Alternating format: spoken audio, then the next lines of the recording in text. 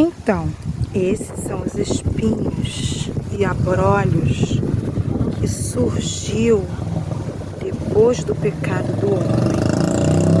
Mas o espinho, ele às vezes aparece na nossa carne, tal como Paulo.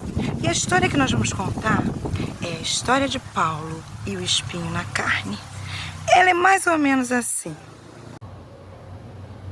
Essa história conta uma experiência de Paulo.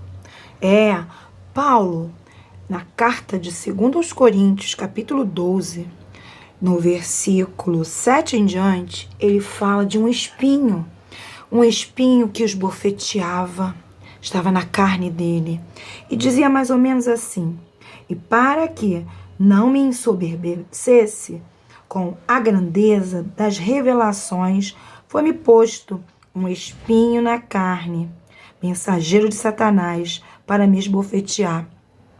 Espinhos, às vezes, significa pequenos alfinetes ou pequenas experiências que nos trazem dor. Mas, em tudo, devemos ser humildes, porque Paulo tinha esse espinho que o machucava muito, muito em sua experiência com Cristo. Mas ele não desanimou.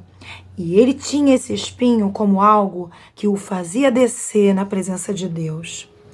E o espinho na carne, seja para mim e para você, algo que nos faça olhar para Cristo de uma maneira melhor, de uma maneira humilde, de uma maneira espiritual.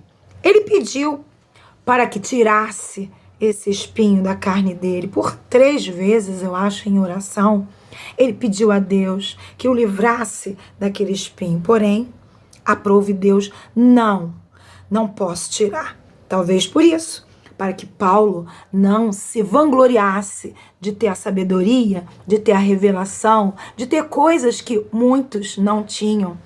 Ele era um apóstolo, ele era um servo do Senhor, ele era um homem que também era segundo o coração de Deus, porque um homem letrado, inteligente, que fazia o ID de Deus com toda humildade. E assim, até a nossa próxima história.